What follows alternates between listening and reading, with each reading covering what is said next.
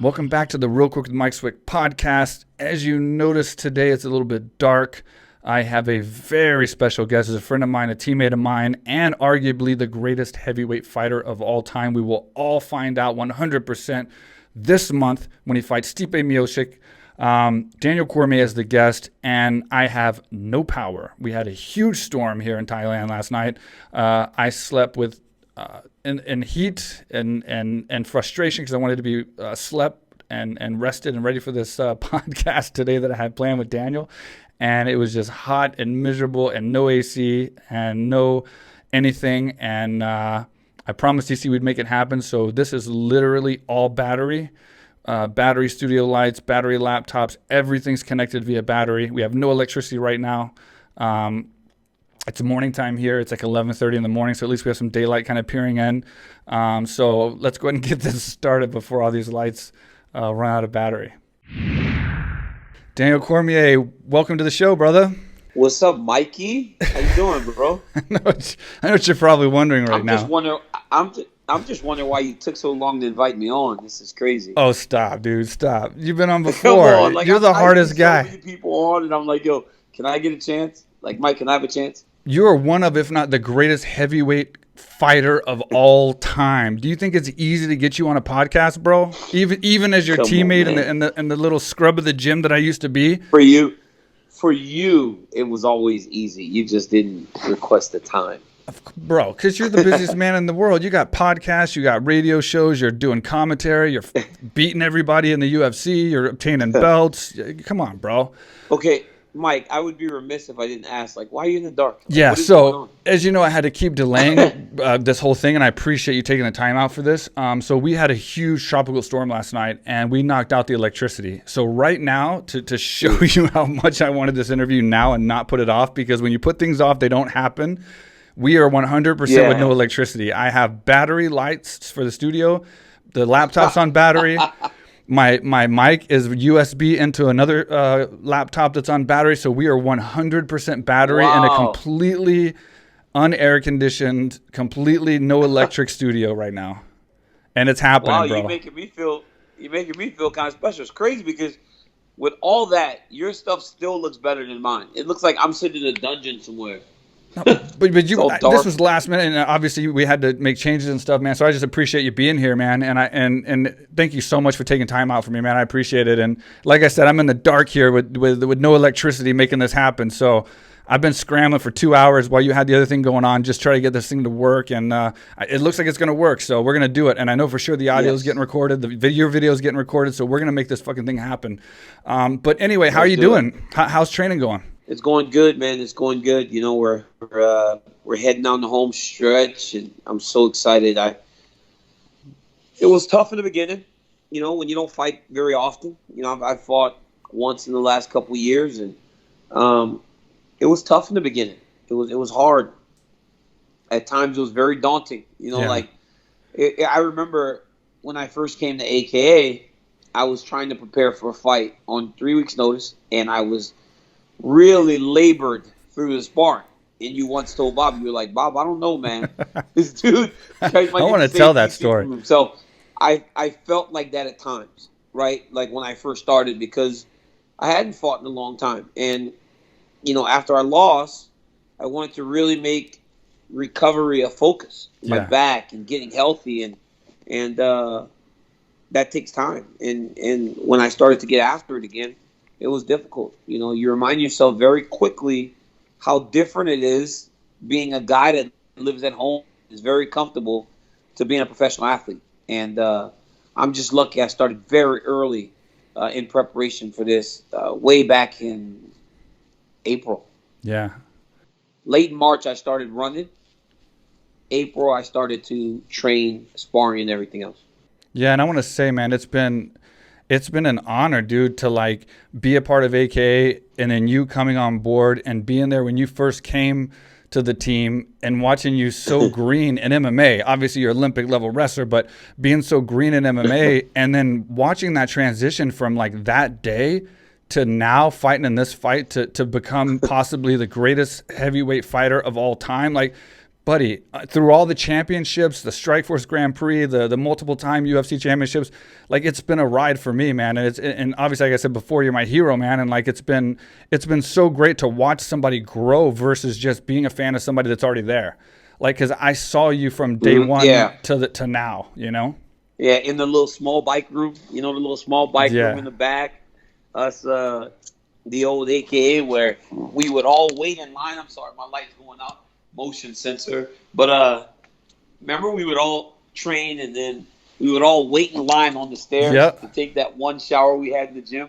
Yeah. Look, man, through everything, honestly, Mike, I still feel as though those early days are my best days. Yeah. Because we were such a tight-knit family, and, guys were doing their thing. And yeah, it's been great. It's been great to share this ride with all of you guys. Because I remember, when I started to decide where I was going to fight, the reason I was going to AK was because of Kane and you and Josh Koscheck and John Fitch, because that was AKA, right? AKA was Mike Swick, John Fitch, Josh Koscheck, and there was a kid named Cain Velasquez starting to make a name for himself.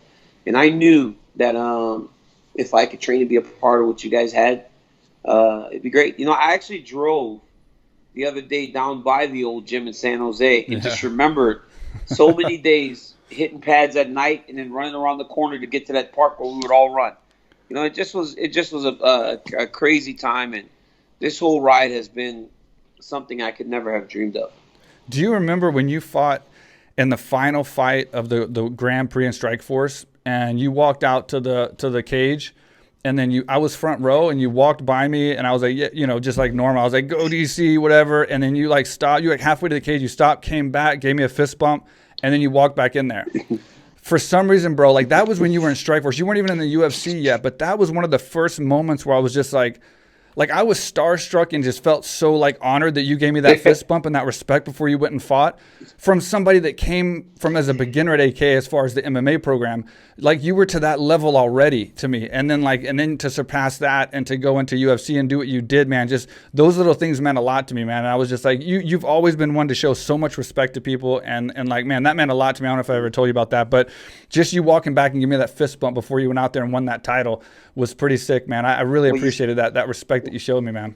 Well, even that, Mike, like being in that moment, where I'm going to the octagon to fight or to the Strikeforce cage to fight, I see my teammate, I see one of my friends as I'm going in there, and one of the guys that I looked up to, when I started this journey, you want to show that respect. And I just wanted to, honestly, for a long time, Mike, and even today, I just want to make you guys proud, because I know that this gym that we all love so much now, and the gym that we represent with all of our blood, sweat, and tears, that's the gym that you guys created. Like AKA was not AKA before you guys. It was a gym of guys that were pretty good, but you guys changed the whole thing, man. And we all still carry that with us, from myself to Kane and Khabib and Luke and Islam and Enrique Barzola and Mowgli Benitez. Every guy now that fights out of AKA still fights to honor the guys that helped to build this gym, because there would be no big gym without what you guys did on Hillsdale. Yeah, you know what I'm saying? So like all those things, man, we all still, you never forget the guys that really did put the gym on the map. And also, Bobby Southworth and Mike Kyle and all these guys, Kyle Kingsbury, everybody owes a debt of gratitude, because in 5 years, people are going to look at me and say, man, DC really took a part in building the gym that we represent, and you want people to honor that as I honor the guys that came before me that have retired before me. Yeah, for sure. And I greatly appreciate that, man. And you've always been the number one guy to show respect to the gym and to the teammates and to where you came from. How do you feel being your age? Obviously, I know you get asked this a lot, but is it a big factor for you or not really? And obviously, we know that Stipe's 37 and you're 41. I mean, it's not a crazy difference, but there is a little difference. Do you think that's a factor at all? And how are you doing this at 41 years old, bro? Well, first off, 2018, I fought 3 times at 39. I know. That's what I'm saying. I couldn't do that now. I couldn't fight 3 times at 41 years old, but I can train for a fight, I think it was tough. Like I said in the beginning, it was difficult in the beginning, but we continue to grind through it. And the reality is, I'm not fighting some 28, 29-year-old kid. Right. Like you said, Stipe is 38 years old himself. So, we're both up there. But the reality is, you have two guys that have a common goal and are going to fight to the end to try to accomplish that. I've learned that age is what you make it. If you think I'm too old for this, I can't do it, you won't be able to do it. Right. I don't feel like anything's diminished. My speed is still there. My reflexes are as good as they've ever been. My ability to train, and now my body has held up during this training camp better than it has for a long time. So I believe all those things have factored into me feeling pretty good and confident going into this fight against Miocic. It's what you make it, though, Mike. It's what you make it, and knowing how to prepare, and knowing and having confidence in the fact that I can rely on my experience when I step into the octagon. And reality is, I've been only fighting for about 10 years now. So it's not like I've been in the game super long and have taken a ton of damage. Right. No, absolutely. And I don't want you to give anything away about this fight except just what your idea of how you would like to win the fight. But I told Javier this, and I truly feel this way, man. And I might just be crazy biased because I love you. But, man, I honestly, truly feel that, like, if you fought to win, if you were one of those fighters that fought to win, like to go out there and grind, use your wrestling, use what you had to do just to get a win only, and not be a fighter so much, and not be exciting, and not try to beat people at their own game. I told Hav, in my opinion, it is my opinion, you would have never lost a fight. I don't think there's any person on the planet that would have beat you. I think you have that fighter mentality, and you go out there and you fight, and you want to throw punches, and you want to do new things, and you want to do things out of your area. You knocked out Stipe. You want to do things that are outside your area, and that's exciting and it's awesome, and you get away with it so much. And I think that's the only reason you've ever been susceptible to getting any kind of advantage on you. And so going into this fight, do you have a specific, I mean, obviously not without giving a game plan, but do you have a specific way, ideally, that you would like to see this fight finished that's going to make it better? Mike, I just want to win. Reality is I just want to win. I want to fight to my potential. In this last fight, I don't think I fought to my potential. I think that I fought okay at times, but I didn't fight to my potential. I just want to go out there and give the representation of who I am to the fullest extent. That's it. Like, I don't want to be a shell of myself in there. I want to go fight. I want to go fight as I fought over the course of these 25 fights in my career. So, and ultimately, that's what matters to me. I do believe that those guys that have gotten wins over me, those guys are some of the most talented people you'll ever find in the world. And they got the job done. So hats off to them. But the reality is, like, I want to go beat Daniel Cormier. And if I can go beat Daniel Cormier, I'm going to beat just about anybody. Yeah. And I believe that on August 15th, when I go out there and I fight my fight, and I'm in the moment for 25 minutes, I'll beat Stipe Miocic. I just think that skill for skill, I'm better than him. Yeah, I agree with you. And given that, let's go ahead and assume you win this fight and you get this huge victory and dominate and prove where you are. Is this going to be the last one? I mean, can you say that, or do you know for a fact, or are you still kind of like seeing how it goes? This is it, Mike. I think that you got to know, and like I said, I can get ready for a fight, but to get ready for another 5-fight title reign is something completely different. I think you have to recognize that as you get older and understand that it's difficult to stay at that level. When I won the belt for the first time in 2015, I was 36 years old. Yeah. I was 36 years old. Me thinking that I was going to have a long title reign was whatever. I could fight 3 times a year. I could go through those wars with Gustafsson and Rumble and not feel as though time was ticking away. I was just getting ready for another fight. But I think at this point, it's like you can win a fight, and I feel like I can beat the best in the world. But to do it consistently and consecutively and prepare myself to consecutively beat these dangerous, scary people, I don't know if that's even in the cards right now. So you got to recognize those things and be honest with yourself and make the right decision. Hey everyone, I want to take a second to thank our sponsor, the world's premier luxury training resort, the highest rated destination gym in the world, AKA Thailand, here in Phuket, a gym for fighters, for everyone, where anyone can come and train with world-class trainers and get a world-class experience with world-class facilities and a world-class location. So if you haven't seen the gym already, you haven't seen the podcast, you don't know what I'm talking about, here's the commercial. What's up, everybody? I am here in Thailand. This is the first time I've ever been here. Been dying to come here for years. Mike Swick, he's one of the big reasons he's been trying to pull me down here. What he built down here, AKA Thailand, is incredible. There's people here from all over the world.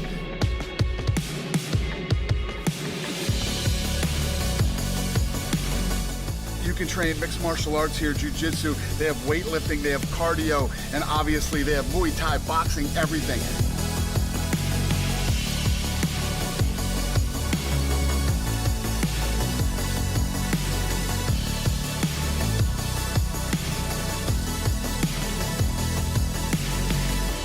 I'm telling you guys, I know everybody wants to go to Thailand because Thailand's so cool, but you can't come to Thailand without coming to AKA Thailand.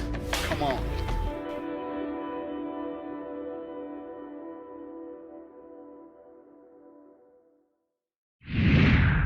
I don't know why I think this. I mean, I guess I do know why I think this. And maybe you can help me, but why do I think that you are going to be the president of the UFC when Dana's done? Why do I? Well, Shoot, man. I've said this multiple times, but why do I have this feeling that you're the one that's going to take the place of Dana once he's done? He retires. You just fit the mold to me. It's such a ambassador, and you speak well. You've done everything there is to do in the sport. That nobody knows fighting better than you. Why do I think that, bro? Well, I don't know, man. I've heard that from people, and obviously, anybody gets a chance to do anything in the UFC in that capacity, whether it be on a lower level or any type of position with the UFC is a blessing, So I just know that we're lucky to have Dana, and he's going to be around for a long time. And I can only fit in where I fit in. I'm just lucky that people within the organization have the faith in me to give me the responsibility that I have even today. And that's all I need. If I'm calling fights for the next 20 years, that's good enough for me. I just want to be part of the show. And I feel like that. I feel like I can walk away from the octagon fighting because I'm still going to be a part of the show by being right next to the octagon. Yeah. Right. And so you love calling fights. That you enjoy it. I do. I enjoy it. I'm a big time fan, man. I'm a massive fan of this shit. I love fighting. I love calling the fights. I'm a huge fan of mixed martial arts. So after fighting, that would be your path. I mean, you'd be perfectly happy and passionate about just calling fights and being involved and doing what you're awesome at it, obviously. And helping to train fighters. Of course. You're a great fighters, coach. Coaching my kid, my wrestling team. Yep. Just being in sport, just being involved in sport, hosting my shows and just I'm entrenched in mixed martial arts right now, and I couldn't be happier. From wrestling to fighting to calling the fights to the show to the podcast to the detail, like all these things have just got me entrenched in mixed martial arts. And I lived on this earth for 30 years before I started fighting MMA. That's crazy. And at 30 years, I found the thing that just truly, it just fills me up, man. Like, I love the sport. I really do love the sport. And what if you didn't find it? What would you be doing? I'd be coaching wrestling. Yeah. Wrestling's my first love. It's a sport that allowed for me to get my education. I got to go to 2 Olympic Games because of wrestling. But I feel like MMA is that thing that makes me as happy as anything in the world outside of my family. That's awesome, man. 2 quick questions. Considering you are a big fan of the sport and you're one of the best commentators out there. Your teammate, our teammate, Khabib's fighting Gaethje.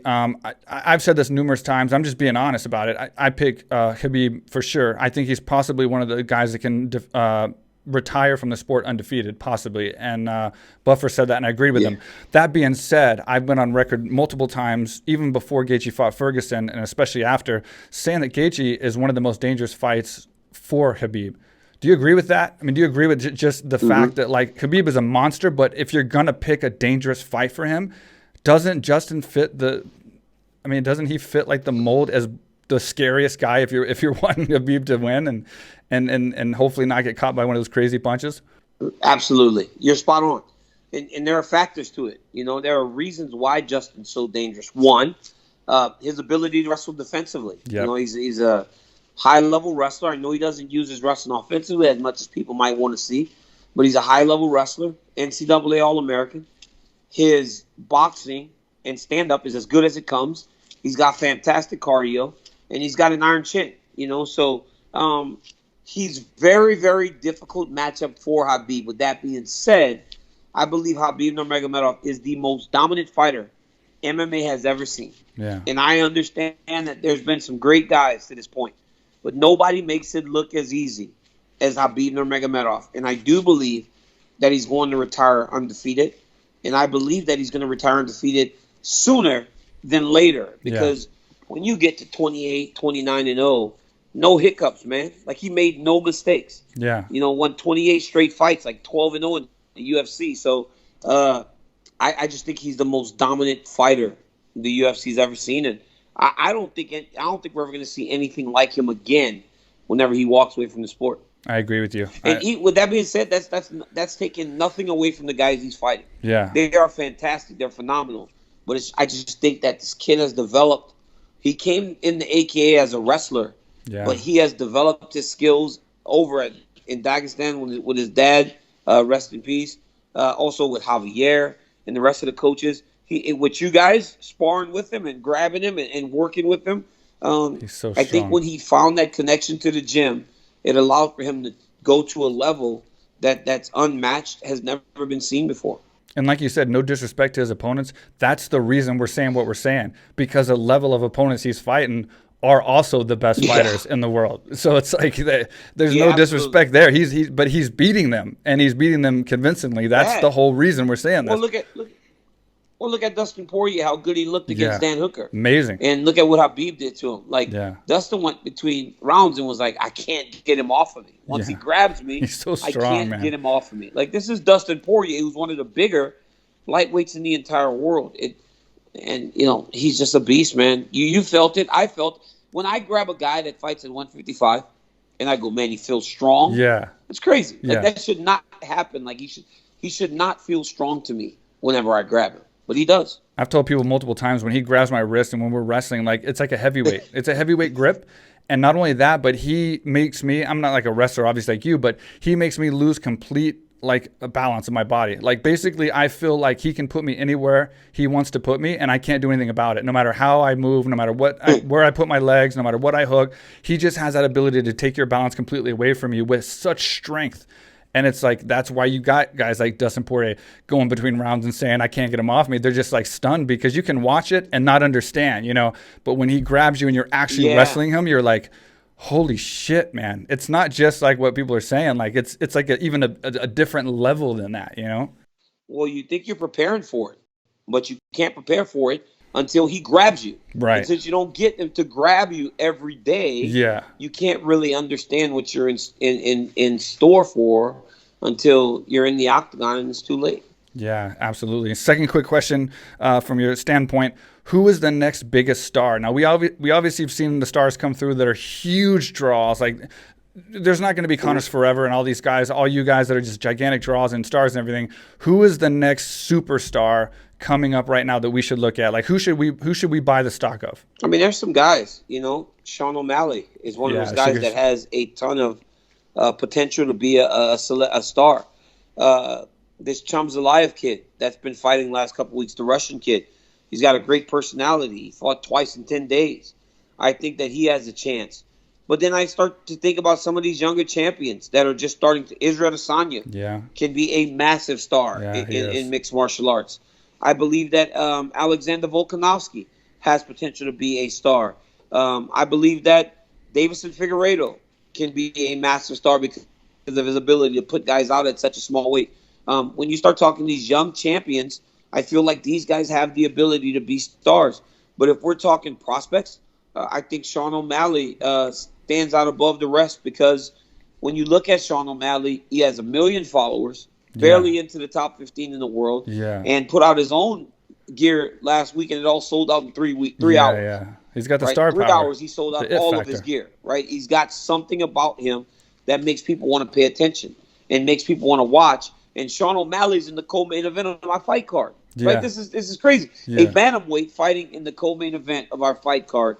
And I think that speaks to his drawing potential and also his star qualities and star potential that he's so high up on the card in such an important spot. It's very reminiscent of Conor, being that how fast he's growing and then being on that co-main event of your fight and everything. It's very reminiscent of him getting those big opportunities and then handling them. I remember when he fought the main event in Ireland and handled it like a champion. I mean, it didn't even didn't even put all that pressure, and it didn't even show in the slightest. And then look where he became. I think Sean's the same way. This is the test with your fight as well, where we're going to see if he's going to break through and be that next big superstar. And it's the same, right? Conor had to beat guys like Diego Brandao and those guys. Yeah. And I feel a very dangerous fighter, but I feel like this is Sean O'Malley's Diego Brandao. He's fighting Chito Vera, who is unbelievable, a great, fantastic fighter.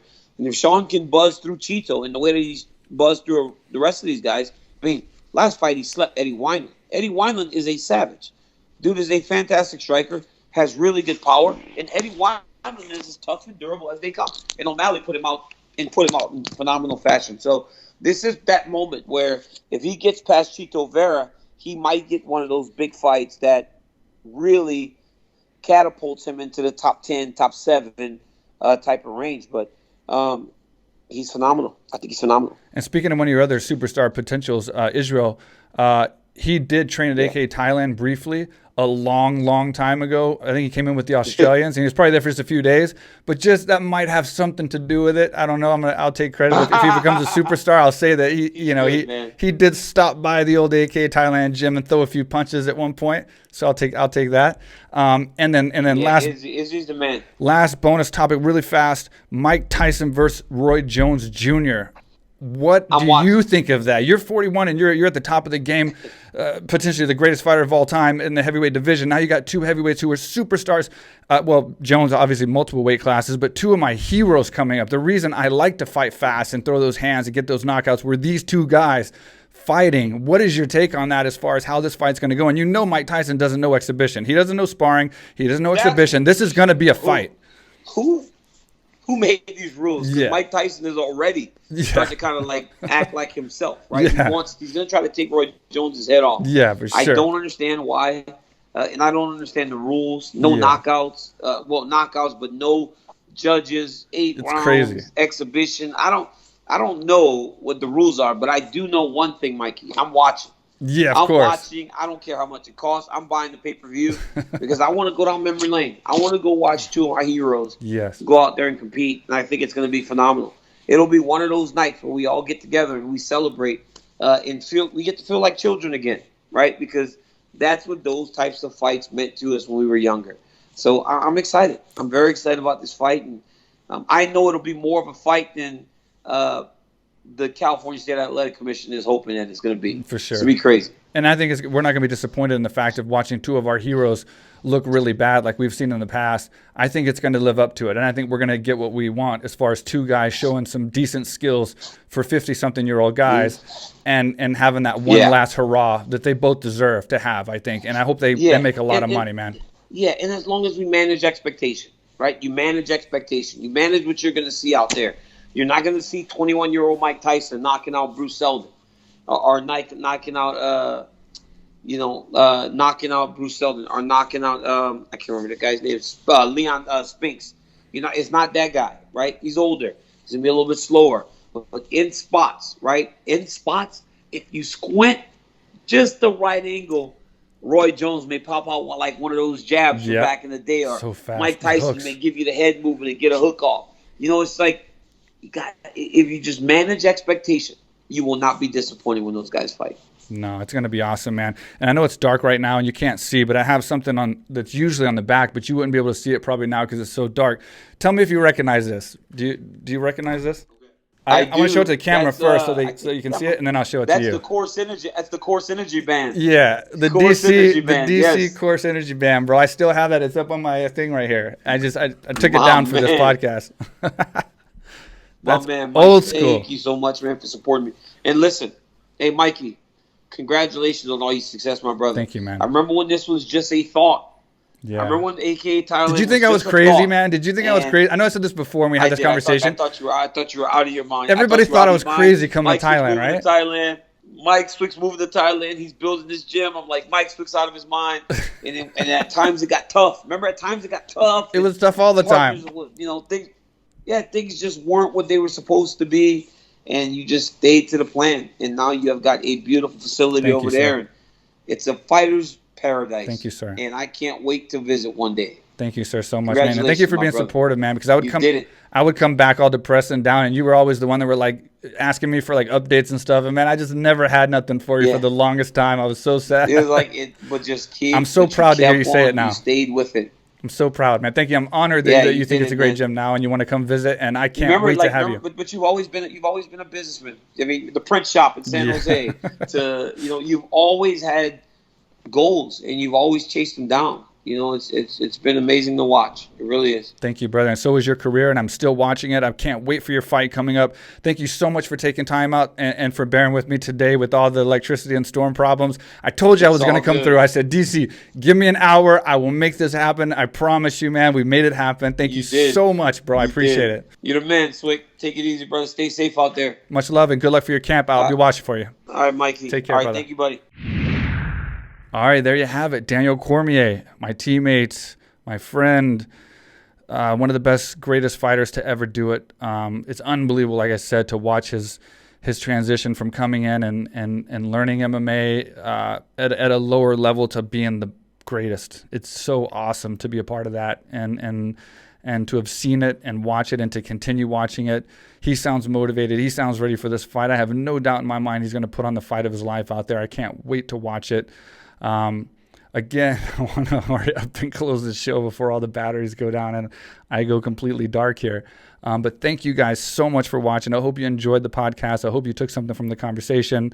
Please leave us a comment on YouTube. Subscribe if you're on the audio platforms, Stitcher, SoundCloud, Spotify, iTunes. Leave us a review. Let us know what you think, and I'll see you next time.